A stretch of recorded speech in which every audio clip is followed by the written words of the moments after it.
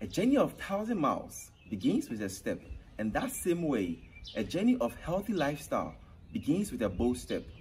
My name is Dietitian Kaz, and our topic for today's discussion is food for managing diabetes. I have on the show a wonderful person called R.D. Caitlin Barringer.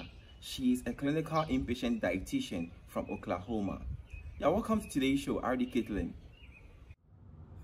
Thank you, and it's good to be back on the show. You're always looking beautiful. I hope you're doing well too. I'm doing great. Alright, so there is this notion that people are arguing about that medication for the treatment of diabetes is enough. I'm here to deliberate with a specialist, that is the RD who is in the house, for her to give us a perfect insight to whether there is a need for a diabetic patient to also consider her nutrition, as in her food, in addition to the medication in which he or she is taking. RD Caitlin, I would like you to come in as an expert in nutrition. Do you think there is a need for a diabetic patient to consider food and her lifestyle or his lifestyle in the management of diabetes? Great question.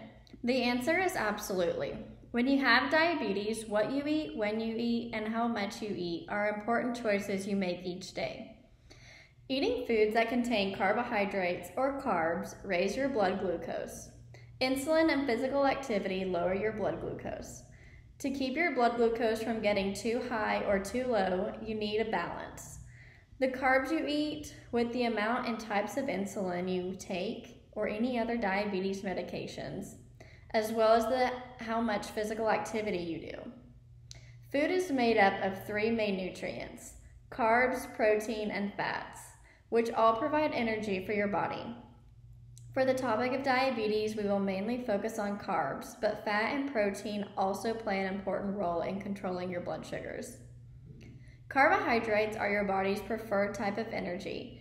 When you eat carbohydrates, they are broken down into glucose. Eating too much carbohydrate can raise your blood glucose too high.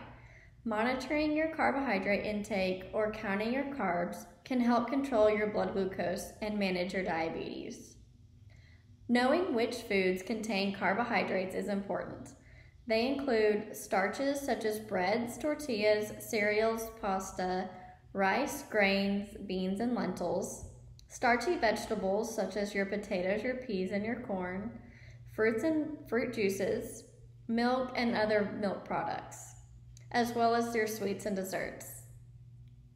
Like carbs, protein and fat are important fuels for your body, but they do not greatly affect your blood glucose levels. It is important to eat a balance of these main nutrients, as including them will help to keep your blood glucose from rising too quickly and then crashing. There are a couple of ways to approach dietary changes to control blood glucose.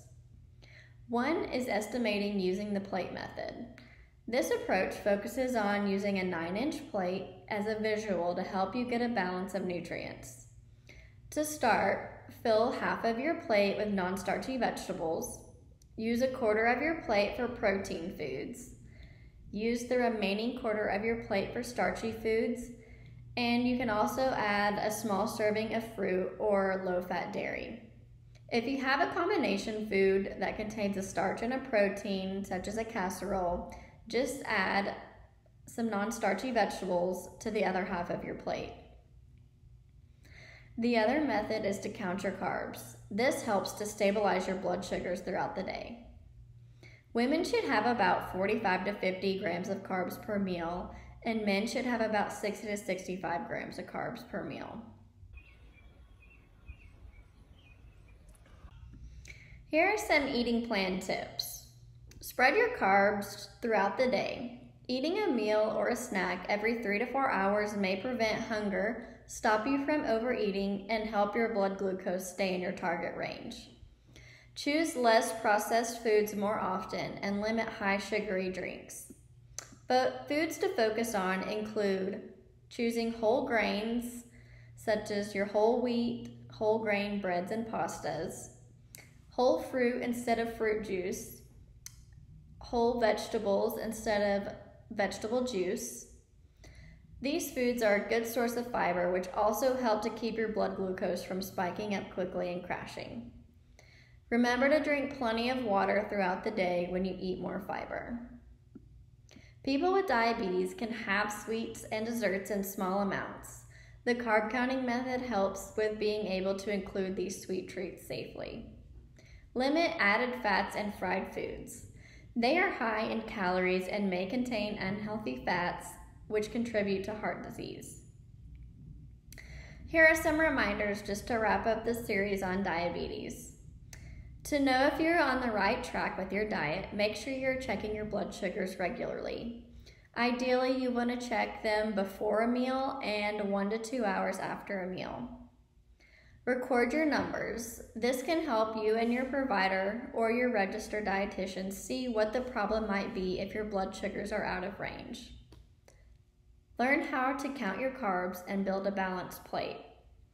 Get at least 30 minutes of physical activity most days of the week. And keep your blood glucose levels in your target range will help prevent complications associated with diabetes and ultimately attain fuller health. I hope this information has been helpful and you're able to use these tips and information to improve your health. Again, thank you for having me on the show.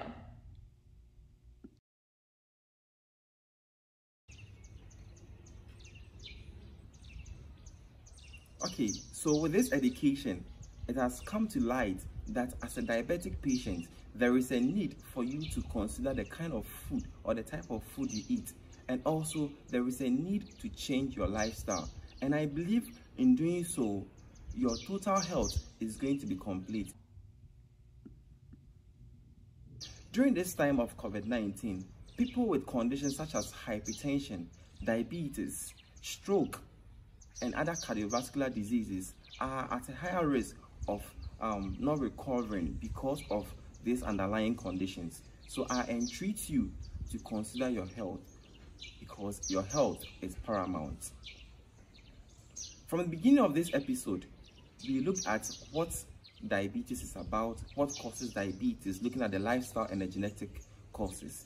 We also looked at the signs and symptoms and the complications. Today is our last episode, and we have looked at whether food plays an important role in the management of this condition. And I believe from the beginning of this journey, you have learned a lot. So I will entreat you to keep on learning. My name is Dietitian Cass, and until next time, this is the NutriTime show. Our next episode is going to be on aphrodisiac and the side effects on the use of these drugs. So stay tuned and don't forget to like, comment, and subscribe to our YouTube channel.